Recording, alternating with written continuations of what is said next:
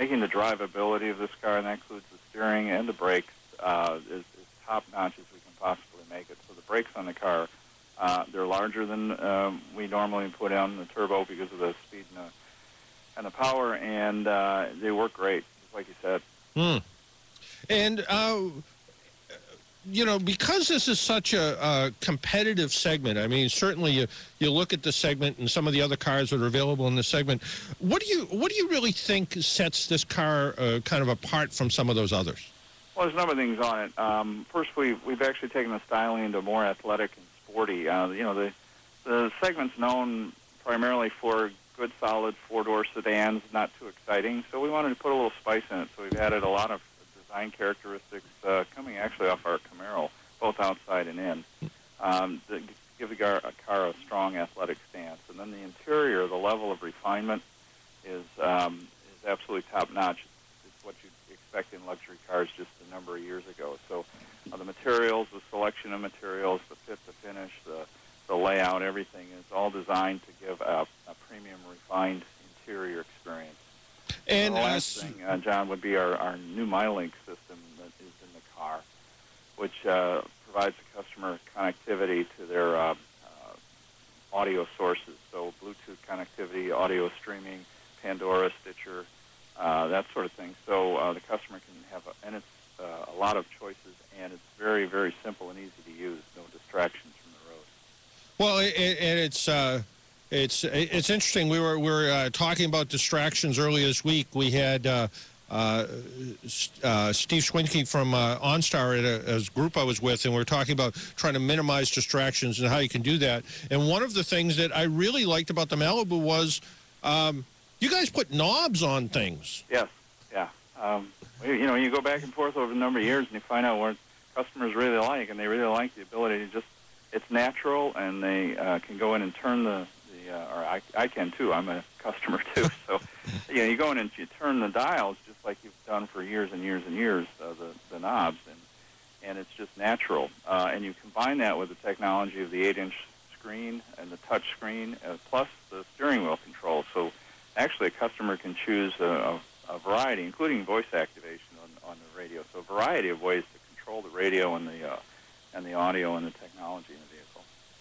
And some of the things, you push button start with remote start, right? Yes, that's available on the car, and that's a nice feature, as you know, so folks don't have to fumble with their keys all the time, just keep them in their pockets. Yeah, and I have to admit, when I first thought about keyless entry and keyless start, I have to admit I didn't get it. It was like, why do you need that? But after some time with not taking my keys out of my pocket, I started to miss it when I went back to my own car. You've explained my experience with it exactly the same. The first time was, gee, that's a nice feature, but why would I need it? But after driving cars with it, it's like, wow. Because I go back and forth between cars that have it and don't, and you do miss it. And how about fuel economy wise with the Malibu? You touch quickly on the Eco version of the Malibu. What's that?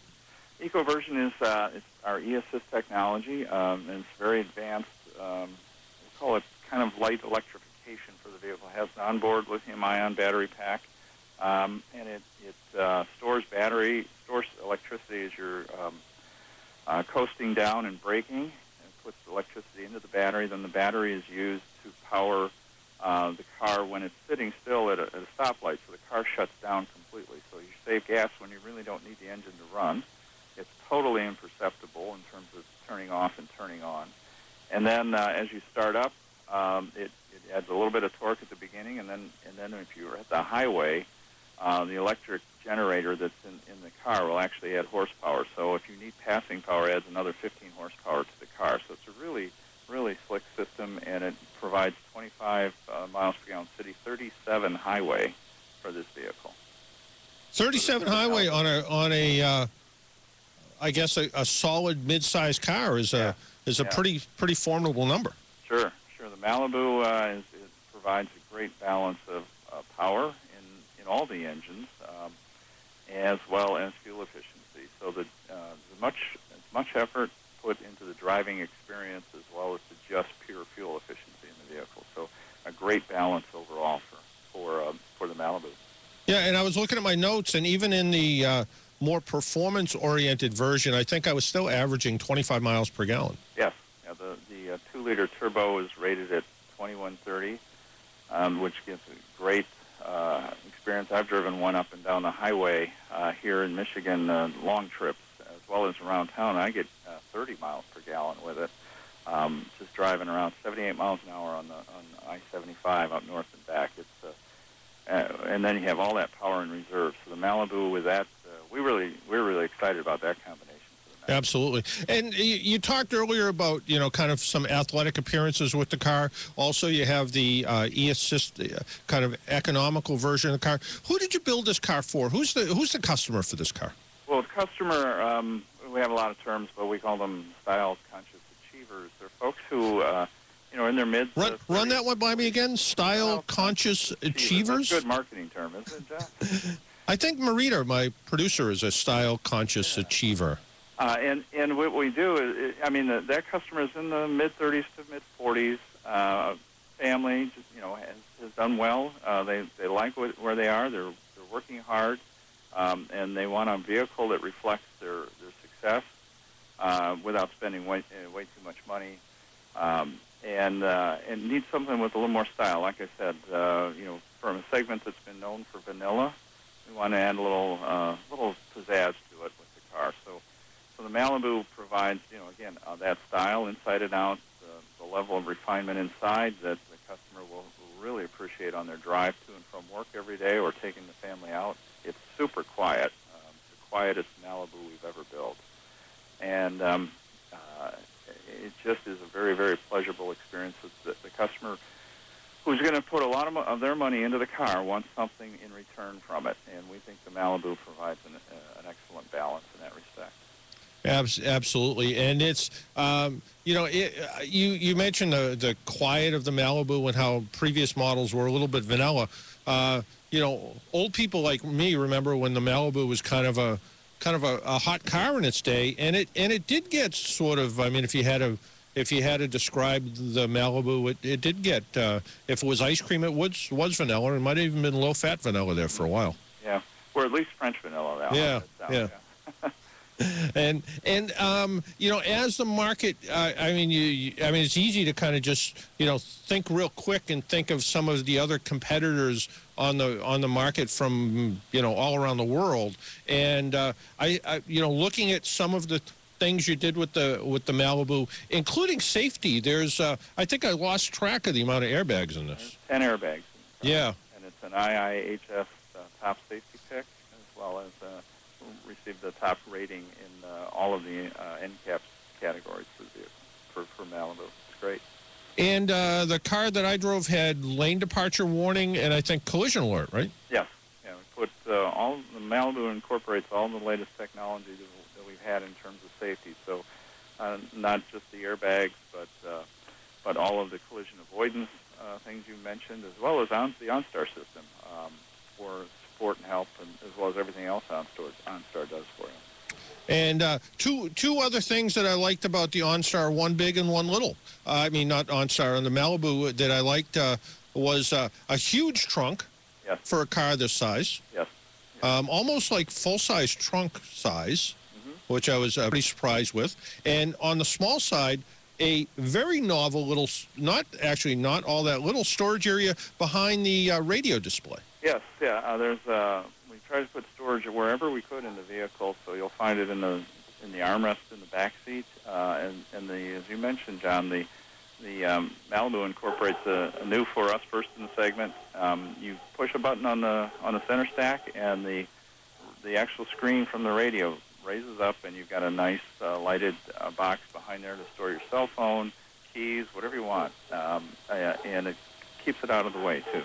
Absolutely, yeah. The Malibu, I think the Malibu, as it was put together, it satisfies a lot of needs, and certainly an interesting car with I like the idea that there's sort of a model for everybody. If you want something with a little bit of performance, there's that. If you're looking for something to try to maximize your fuel economy, that's there, and it feels like a substantial car when you're driving it. It feels like a good, solid, mid-sized car. Yes. Yes, it is. It's the market's there's 2.2 million mid-sized sedans sold every year, and so that's a very, very broad base of customers. So we wanted to offer something for everyone. Just like Absolutely.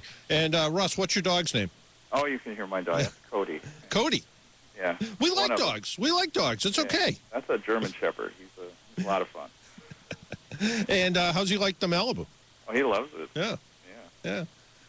Yeah, because a lot of people are concerned. A lot of people want dog-friendly vehicles. So, as the Malibu is developing and new cars from General Motors, we're starting to see more of this, I think, smart technology that comes in the cars. Anything else that you can kind of touch on without, letting any trade secrets out?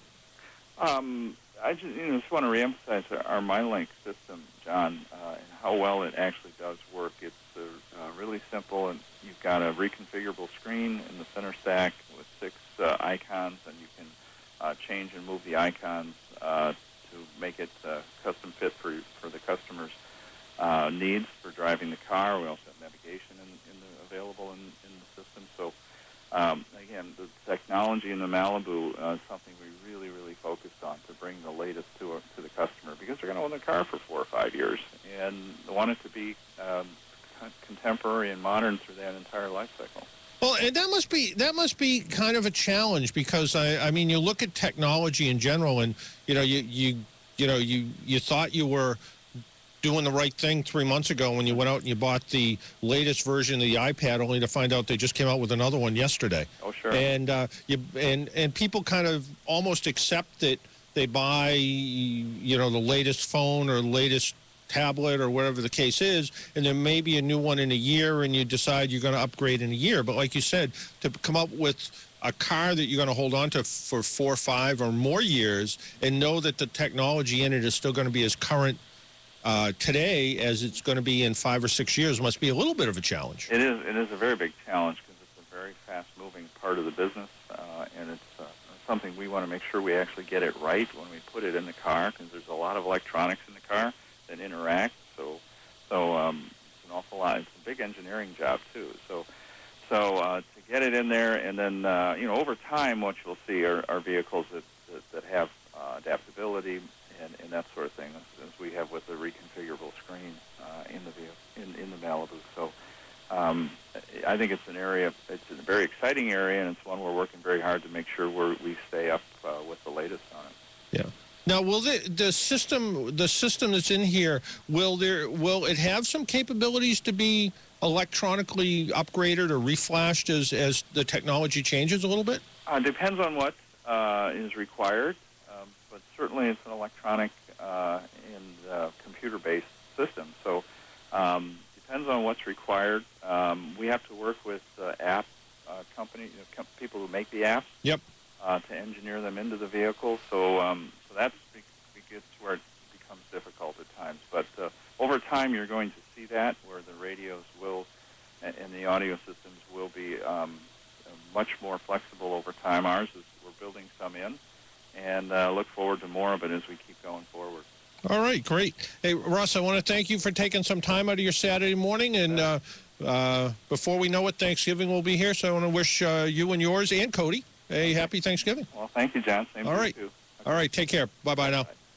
That was Russ Clark, the Director of Marketing for the Chevrolet Malibu, joining us here on the Car Doctor program. We need to take a break. You're listening to the Car Doctor program on AM 950 WROL, the Spirit of Boston. Phone lines are wide open if you would like to join us at 617-770-3030, 617-770-3030. We'll be right back.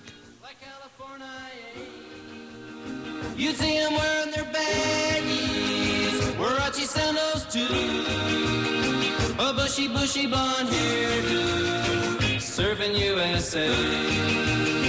WROL Boston. The Bill Pay Shuffle. You just did it. Can't pay this bill, stall this bill, pay this bill, or else. Shuffling bills, loans, and working overtime are not your answer. Earning more money is, but you have so little time. IncomeAtHomeUSA.com. With a computer and a bit of time and desire, you could be banking serious money from your kitchen table. No home sales parties and no pressure. IncomeAtHomeUSA.com has been helping our listeners for over 10 years. So stop the Bill Pay Shuffle. IncomeAtHomeUSA.com. Listeners, here's an amazing way to earn quit your job money from home. IncomeAtHomeUSA.com wants listeners who want to work from home. I have to tell you, it's the best decision that I ever made because we replaced my income and my husband's income. This business has allowed us to quit our jobs, and we're both at home full-time and loving it. Best decision I ever made. They're even giving away $1,000 to someone just for checking them out. IncomeAtHomeUSA.com. IncomeAtHomeUSA.com. IncomeAtHomeUSA.com. Ladies, how many pounds have you gained since you turned 40? If you're like most women, probably 10 or more. But hundreds of thousands of women have discovered the secret to losing weight after 40. It's called Amberen, and it's an advanced natural product clinically shown to cause sustained weight loss for women over 40 without significant lifestyle changes. You can try Amberen absolutely risk-free and get a 1-month supply free by calling 1-800-647-9277. The leading cause of weight gain in women over 40 is hormonal imbalance. Until you balance your hormones, losing weight can be practically impossible. Amberen balances hormones naturally, so the extra weight can fall right off. Yes, even that stubborn tummy fat. Plus, Amberen relieves other symptoms of hormonal imbalance, like hot flashes, night sweats, low libido, sleeplessness, and more. Be one of the first 50 callers right now, and they'll send you a complimentary risk-free trial with a 30-day supply free. Free supplies are limited, so call now. 1-800-647-9277. That's 1-800-647-9277. Now, let's get back to the car doctor, John Paul.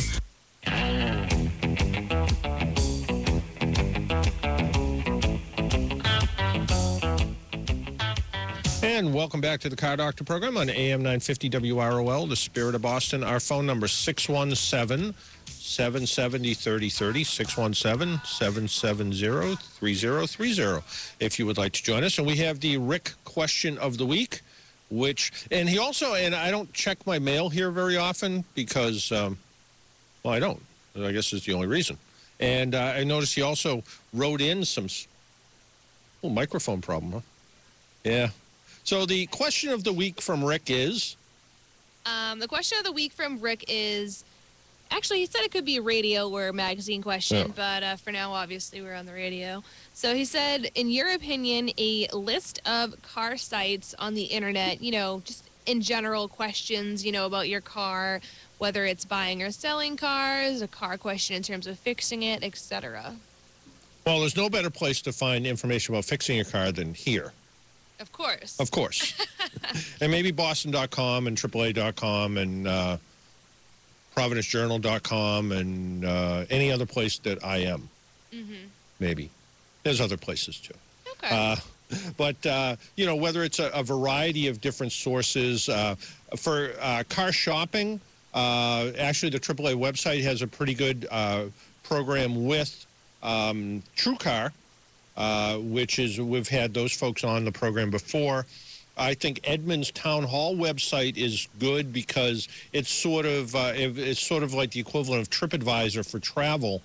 People give you their opinions on a particular car. And I always look for the ones that own the car because somebody who buys a car and has it for a week or takes a 1-hour test drive, I don't think necessarily gives you a good view of what that particular car is like. But somebody who's owned the car for 6 months, I think, can give you a pretty good view. I think Edmunds is pretty good with that. I just met a guy this past week, CarGurus.com. They're actually a company out of Cambridge, and they do a lot with used cars, too. So that's I haven't checked out much of their website yet, but I kind of like the idea it's a local company, so that's pretty good. So there's a list, and maybe over the next couple of weeks I'll try to put together what I think are pretty good sites, automotive sites, and see what they really are. But right now, let's take a couple of calls. Let's go to line 1 and talk to Mike. Good morning, Mike. Good morning. How are you today? Good. How are you? Great, thanks. Just a quick comment. My last 4 cars, I've found the leads for them through cars.com. Oh, good. Believe it or not. So it really does work. It gives you a much great variety. My question is snow tires. Okay. My wife has a Lexus LS 430 with brand new Michelin all seasons on it. Mm-hmm. What I'm planning on doing, since it's a rear-wheel drive car, is putting a set of Michelin, their Axe ISO, their version of a snow tire, right, just on the rear wheels. She doesn't drive to work every day. She uses the car as required, and I figured this could get her through in case she gets stuck. Do you recommend that? Well, the current thinking these days is actually 4 snow tires. And the reason is that you're not just the traction to take off, but the traction stopping. And it has more to do with anti-lock brakes than anything else. Can you just put 2 snow tires on the back of the car? Yes, you can. Should you put 4 snow tires on so when you need to step on the brakes, it's going to bite in a little bit better?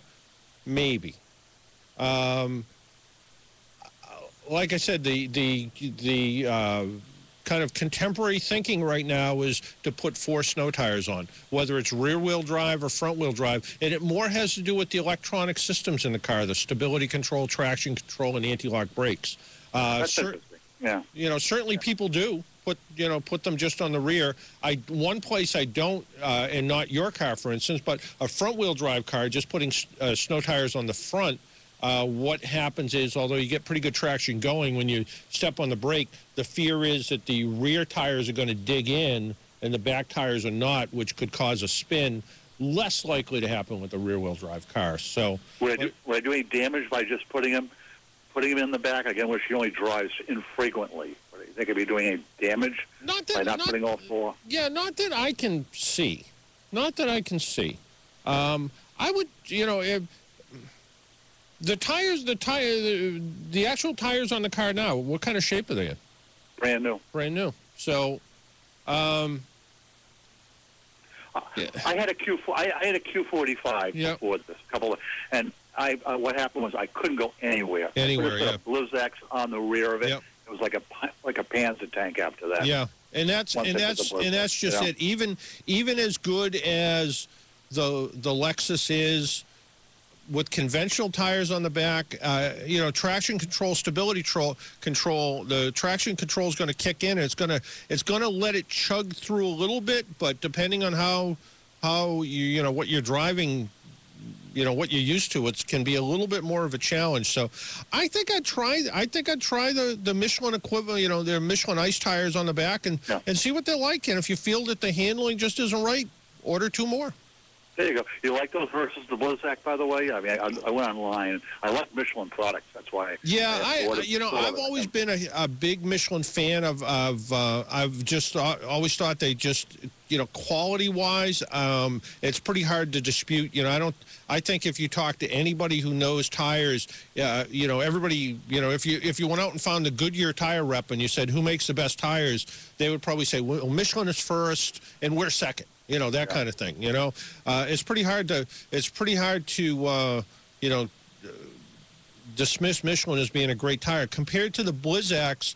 Michelin is kind of new in that game right now. So, but I think all the first reviews of their tire looks pretty good. Good. I really appreciate you taking the time to speak with me. Okay. Take care, Mike. Bye-bye. Bye. Over to line 3. Let's talk to Bob in Weymouth. Hey, Bob.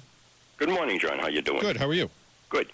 John, I have a 2007 Ford Explorer, about 24,000 miles. Yep.